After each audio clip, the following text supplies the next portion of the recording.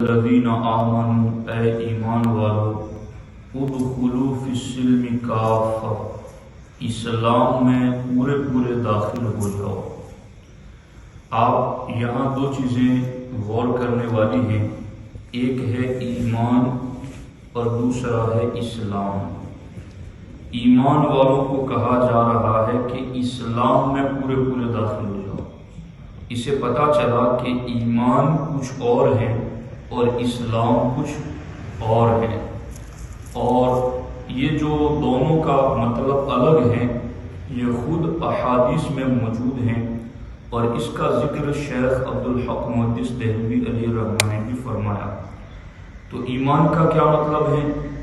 ایمان کا مطلب ہے ان تؤمن باللہ وملائکتہ وکتبہ ورسلہ والیوم الآخر والقدر خیرہ وشرہ من اللہ تعالی والبعث بعد الموت۔ یہ ایمان ہے، یعنی تو یقین رکھے اس بات پر کہ اللہ کی ذات حق ہے، اور اس کے فرشتوں پر، اس کی کتابوں پر، اس کے رسولوں پر، اور قیامت کے دن پر، اور تقدیر کے بھلے برے من جانب اللہ ہونے پر، اور مرنے کے بعد اٹھنے پر تیرا دل سے یقین رکھنا، اس کو ایمان کہتے ہیں۔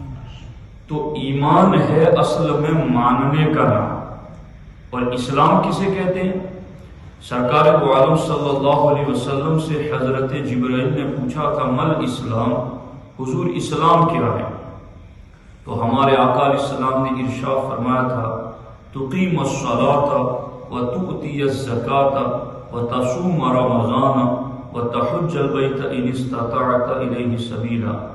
اللہ کے رسول علیہ السلام نے فرمایا اسلام یہ ہے کہ تو نماز قائم کرے، روزہ رکھے، زکوٰۃ ادا کرے، اور طاقت ہونے کی صورت میں حج بیت اللہ کرے۔ یہ اسلام ہے۔ ان دونوں اسلام اور ایمان دونوں کی تعریف سے یہ سمجھ میں آیا کہ ایمان کا تعلق دل سے ہے اور اسلام کا تعلق ظاہری اعضاء کے عمل سے ہے۔ یعنی ایمان کہتے ہیں اللہ کو، رسولوں کو، کتابوں کو، قیامت کے دن کو، تقدیر کو ماننا دل سے سچا۔ تو دل سے سچا ماننا یہ ایمان ہے۔ تو ایمان کا تعلق دل سے ہوا، اور اسلام کسے کہتے ہیں؟ نماز پڑھنا۔ اب نماز پڑھنا یہ ظاہری جسم سے ہی تو ہوتا ہے۔ کوئی سوتا کہے یا خواب میں کہے کہ میں نماز پڑھ لیتا ہوں تو یہ تو نہیں مانا جائے گا۔ تو نماز پڑھنا یہ ظاہراً نظر آتا ہے جسم کے اعضاء کے ذریعہ، کبھی کھڑا ہے، کبھی جھکا ہے، کبھی سجدے میں ہے، کبھی پڑھتا ہے، کبھی چپ ہے۔ زکوٰۃ دینا، مال نکال رہا ہے، نظر آ رہا ہے۔ اسی طریقے سے حج بیت اللہ کرنا، مال خرچ کر رہا ہے، سفر کر رہا ہے، اور روزہ رکھنا۔ تو یہ اسلام ہے اور یہ ایمان ہے۔ اب جب دونوں کو آپ سمجھ چکے تو اب اللہ کا فرمان سنو۔ اللہ فرماتا ہے اے ایمان والو اسلام میں پورے داخل ہو جاؤ، یعنی اے وہ لوگوں کہ جو میرے احکام کو دل سے تو مانتے ہو مگر اب اسلام میں پورے داخل ہو جاؤ، یعنی ان احکام پر اب عمل بھی پورا شروع کر دو۔ تو ایمان والوں سے اسلام میں داخل ہونے کی بات کی جا رہی ہے۔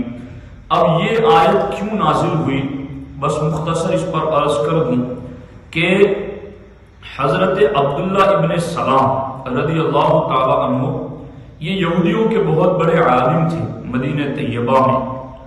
تو حضرت عبداللہ ابن سلام اور ان کے دوسرے ساتھی اللہ کے رسول علیہ السلام پر ایمان لے آئے، لیکن ایمان لانے کے بعد انہوں نے دیکھا کہ اسلام میں ہفتہ یعنی سنیچر کے دن کی تعظیم کرنے یا توہین کرنے کا حکم نہیں، اور اسی طریقے سے اسلام میں اونٹ کا دودھ اور اونٹ کا گوشت کھانے سے پرہیز کرنے کا بھی حکم نہیں۔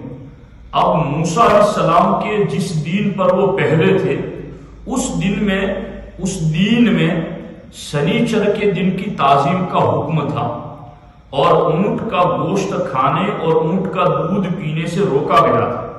تو عبداللہ ابن سلام ایمان لانے کے بعد وہ اور ان کے ساتھیوں نے سوچا کہ اب اسلام میں کوئی اونٹ کا گوشت کھانا فرض تو ہے نہیں، اونٹ کا دودھ پینا کوئی فرض تو ہے نہیں، اور ہفتے کی تعظیم کرنے سے منع تو نہیں کیا گیا، تو چلو کیوں نہ ایسا ہو کہ ہم مسلمان تو ہو گئے مگر ہفتے کی یعنی سنیچر کے دن کی تعظیم بھی کرتے رہیں جس طرح ہم لوگ جمعہ کے دن کا احترام کرتے، اور اونٹ کا گوشت اور اونٹ کے دودھ پینے سے بھی ہم پرہیز کرتے رہیں تاکہ ادھر اسلام پر بھی عمل ہوتا رہے اور دین موسوی پر بھی عمل ہوتا رہے۔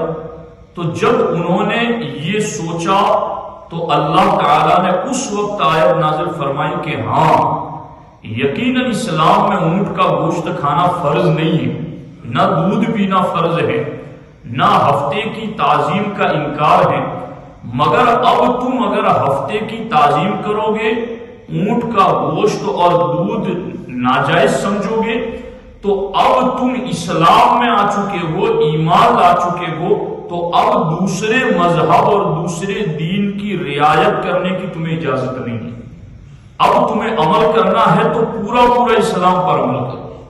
اب اس کو بہت کچھ دیکھا جا سکتا ہے، جیسے کہ داڑھی منڈانا، مشرکوں جیسا لباس پہننا، اپنی معاشرت یعنی اپنا چال چلن بے دینوں جیسا کرنا بھی سب ایمانی کمزوری کی علامت ہے۔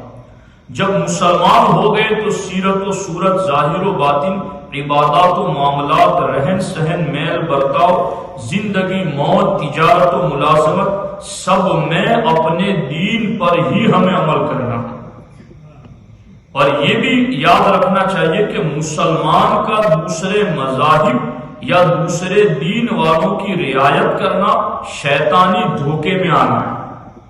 یعنی کئی لوگ دیندار تو ہوتے ہیں مگر وہ کبھی بدعقیدوں کے حوالے سے، کبھی بد مذہبوں کے حوالے سے، کبھی یہود نصارہ ہنود کے حوالے سے کوئی بیچ والی راہ نکال لیتے کہ چلو اب ہمارے دین میں اس سے تو منع نہیں کیا گیا، یا یہ تو اتنا زیادہ کوئی فرض لازم یا حرام اور کفر کا مسئلہ نہیں ہے، یہ تو درمیان والا مسئلہ ہے تو اس پر عمل کر لیتے نہیں۔ اب جب تم اسلام میں آ چکے ہو، یہ بات بھی یاد رہے کہ دنیا کے تمام باطل مذہبوں کے مقابلے میں ہمارا تعارف مسلمان ہونا ہے، اور اسلام کے نام پر پائے جانے والے باطل فرقوں کے مقابلے میں ہمارا تعارف اہل سنت و جماعت ہونا ہے۔ جس طریقے سے ہمارا مسلمان ہونا ہماری آئیڈینٹی ہے، اسی طریقے سے ہمارا سنی ہونا بھی ہماری آئیڈینٹی ہے، اور دونوں چیزیں ضروری ہیں۔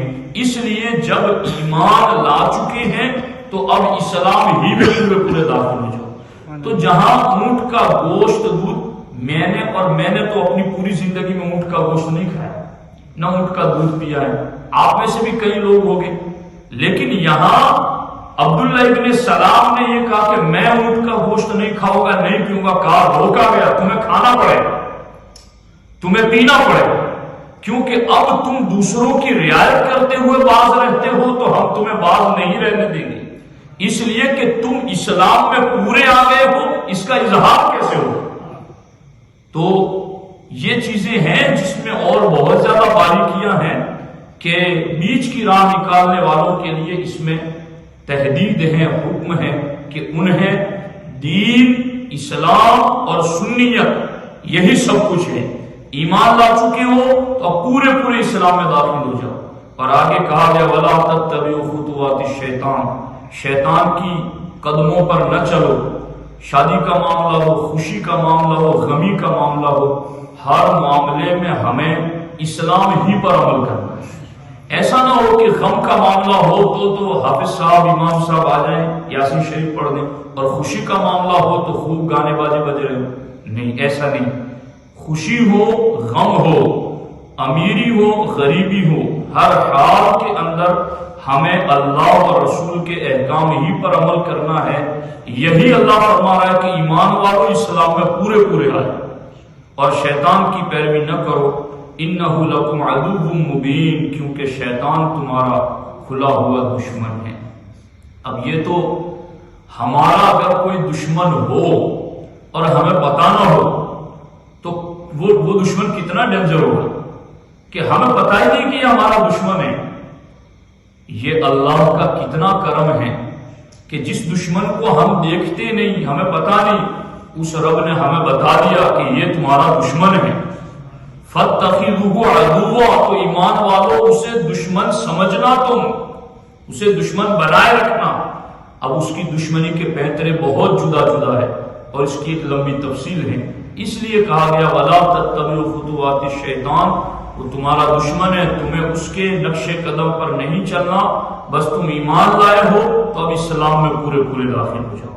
الحمدللہ اہل سنت و جماعت ایمان لانے والے ہیں، تو اب ان سے حکم دیا جا رہا ہے کہ اسلام میں یعنی نماز کمپلیٹ ادا کریں، نماز کے احکام جانیں، جی لگا کر نماز پڑھیں، باقی طہارت، قرات سب کچھ درست طریقے پر سیکھیں تاکہ اسلام میں آنے کا عمل ہو سکے، زکوٰۃ کے احکام سیکھیں پھر ادا کریں، اسی طریقے سے روزے کے احکام سیکھیں پھر روزہ رکھیں، اسی طریقے سے حج کے احکام سیکھیں پھر اس پر عمل کریں۔ اس طریقے سے ایمان والے اسلام میں پورے پورے طریقے پر داخل ہو سکتے ہیں۔ اللہ کریم کی بارگاہ میں دعا ہے اللہ جل مجدہ الکریم ہم سبوں کو ان قرآنی آیات کے احکام پر عمل کی توفیق عطا فرمائے۔